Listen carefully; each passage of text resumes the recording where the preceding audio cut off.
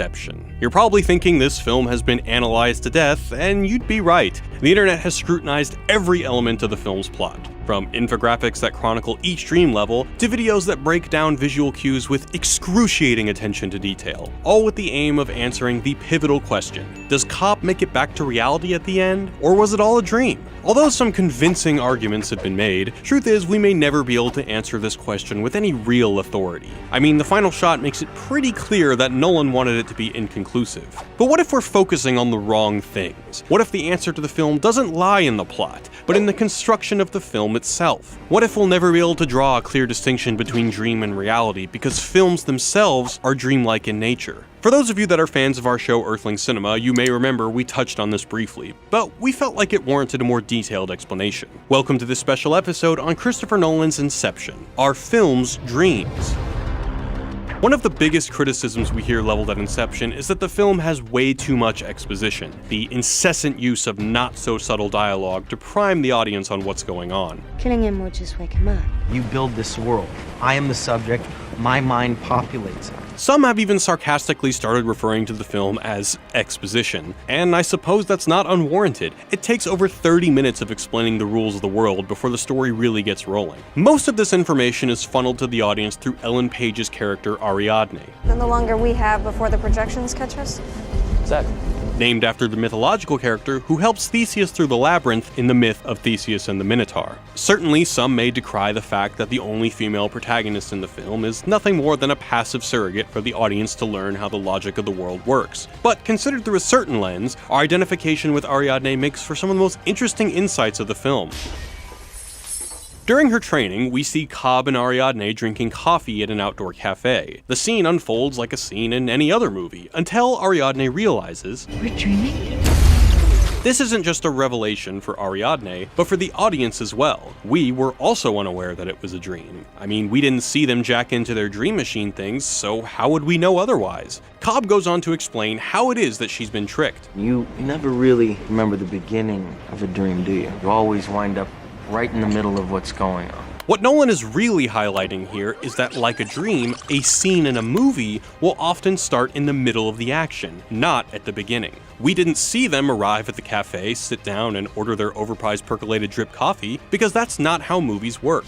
A film can jump forward in time without any explanation of how or why the characters are there, and we as the audience accept it. We accept narrative ellipses. Just as we can believe our dreams are real, even though we start in the middle of the action, we also become engrossed in a film, even though we're constantly thrown in the middle of a new scene. Why is it that movies, these collection of moving images mashed together, are able to immerse us in a kind of reality, one that we're so heavily invested in? Nolan isn't the first to suggest that the way we dream is similar to the way we experience films. In the book, In the Blink of an Eye, legendary film editor Walter Murch suggests that the reason films work is because we've been trained by our dreams to be invested in this kind of disjointed storytelling. He says, "We accept the cut because it resembles the way images are juxtaposed in our dreams. In the darkness of the theater, we say to ourselves in effect, this looks like reality, but it cannot be reality because it's so visually discontinuous. Therefore, it must be a dream." Throughout Inception, Nolan is constantly drawing a comparison between the logic of cinema and the logic of dreams. Like dreams, films affect us on a subconscious level. You create the world of the dream, and they fill it with their subconscious. Let's take a look at when Cobb meets Eames in Mombasa. We are brought into the scene in the same way we're brought into many scenes, with an establishing shot. We cut from a conversation between Cobb and Arthur to an aerial shot of Mombasa. We have no idea how much time has passed, or if Cobb had gone down another dream level. We just start in the middle of the action. One may be tempted to say, aha, well then it must be a dream, just like Cobb said. But then again, that's just how movies function. You're not dreaming now, are you? Later, when Cobb is being chased through the city streets, he gets stuck in an alley that narrows to a point. Now, I know absolutely nothing about Mombasa city planning, but this does seem to be really strange and quite unsafe. There are two ways we can interpret this. One, as an indication that it's a dream. Claustrophobia, after all, is a common anxiety found in dreams. Or two, this can simply be a cinematic technique that heightens the tension of the scene. Bizarre and unexplained structures find their way into movies all the time for the sake of conveniently allowing the scene more suspense and excitement, like the archetypal plate of glass being carried through the streets. Yet, we don't necessarily dismiss those scenes as dreams within the narrative. Then Sato all of a sudden shows up in his limo. What is he doing there? What are you doing in Mombasa? I need to protect my investment. Seems like one of the wealthiest men in the world could have sent someone else. And more importantly, how did he show up at exactly the right time that Cobb needed him? Seems pretty convenient. Perhaps this is an indication that Cobb is dreaming. Certainly, such wish fulfillment occurs within dreams, but on the other hand, these coincidences happen in movies all the time.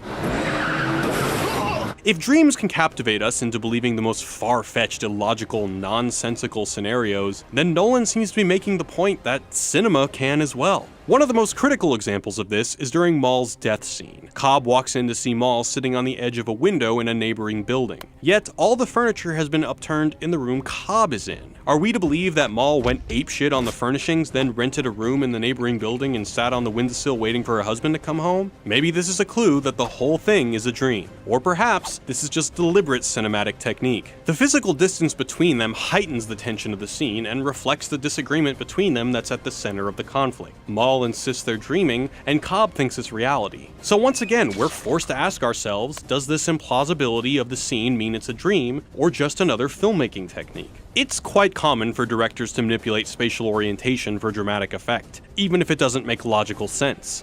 In The Shining, for example, the geography of the Overlook Hotel features some spatial impossibilities that are, well, impossible. If these windows are leading outside, then where are these people coming from? But in the case of The Shining, this is consciously done to give the hotel a creepy, otherworldly feeling. With Inception, however, Nolan adds an extra layer of obscurity to his already utterly ambiguous work. You tricky little devil, you. If we're watching a movie about dreams, and the logic of movies works like the logic of dreams, then how the hell are we supposed to know what's real and what's a dream? That's the brilliance of Inception. We can't. Come back to reality, Tom.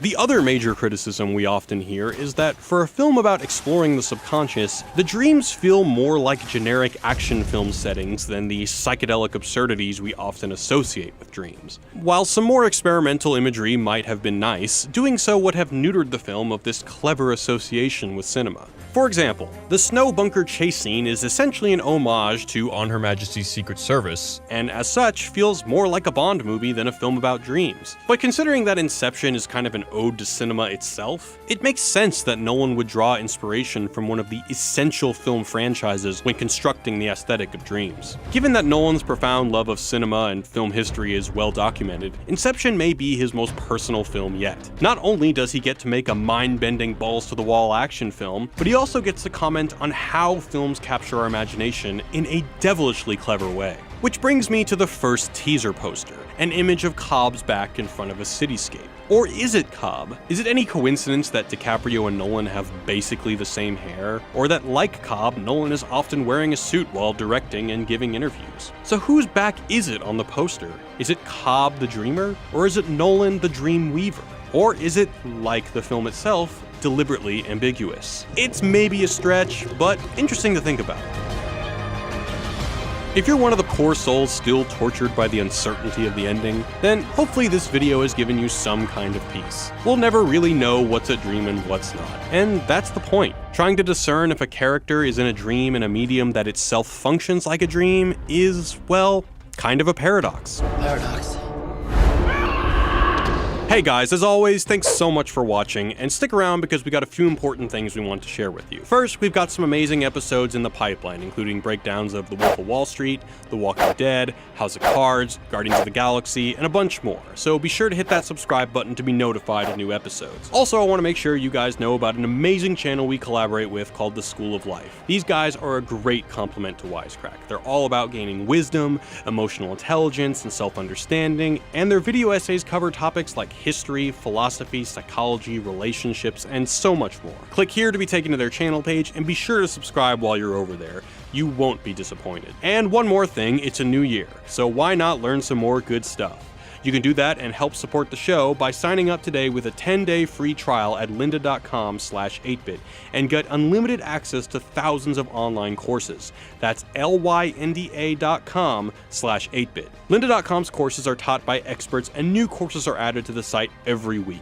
Whether you want to invest in a new hobby, ask your boss for a raise, improve your job skills, set new financial goals, or find some work-life balance in 2016, lynda.com has something for everyone. Sign up for your free 10-day trial today by visiting lynda.com/8bit, and you'll get unlimited access to every course on lynda.com, access to view tutorials on all tablets and phones, and access to new courses added every week. Some of the courses and videos we recommend are essential trainings on Photoshop, Premiere, and After Effects. Those are all programs that we use to make this video that you just got done watching. So do something good for yourself in 2016 and sign up for lynda.com's free 10-day trial at lynda.com/8bit. That's all for now. I've got to get back to work on the Walking Dead video, so as always, thank you for watching.